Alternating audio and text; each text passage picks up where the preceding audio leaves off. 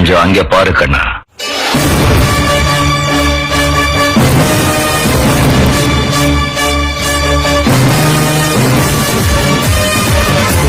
என்ன ராமலிங்கம் ஆலைய பார்க்க முடியல, எப்படி இருக்க? நல்லதா இருக்க. நீ எப்படி இருக்க? நல்லா இருக்கானப்பா. எண்ணி 7 செகண்டுக்குள்ள உன்னை நான் முடிக்கிறேன். புரியலையா? கொஞ்சம் பாரு.